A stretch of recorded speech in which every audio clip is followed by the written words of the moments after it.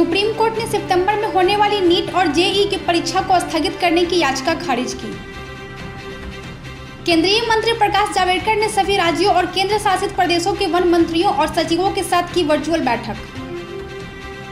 केंद्रीय स्वास्थ्य मंत्री डॉक्टर हर्षवर्धन ने कहा कि देश में कोरोना की रिकवरी रेट 72.65% तक पहुंची।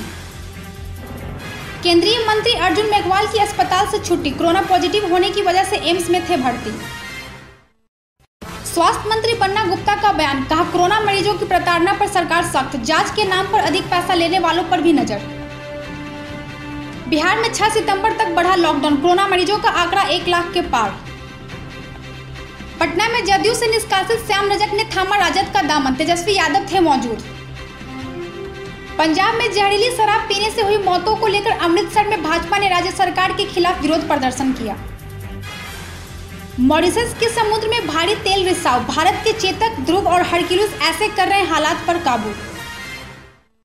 बीएसएनएल ने लॉन्च किए 3 नए ब्रॉडबैंड प्लान, मिलेगी 50 Mbps तक की डाटा स्पीड। बीजेपी नेता आर.के. सिन्हा ने विपक्ष पर बोला हमला, कहा कोई मुद्दा नहीं मिला तो कोरोना का रोना रो रहा है विपक्ष। भाजपा अध्यक्ष जेपी नड्डा के इशारे के बाद अचानक सक्रिय हुई वसुंधरा राजे, नेताओं से मंत्रणाओं का दौर जोरों पर।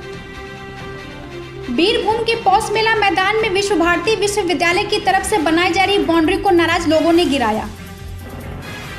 मुंबई के क्रॉफोर्ड बाजार में लगी आग, मौके पर पहुंची दमकल की 8 गाड़ियां। 21 अगस्त को हरितालिका तीज तैयारियां जोरों पर। मेला वाले घरों को रोशन तो करते ही हैं, बच्चों का भविष्य भी संवारते हैं।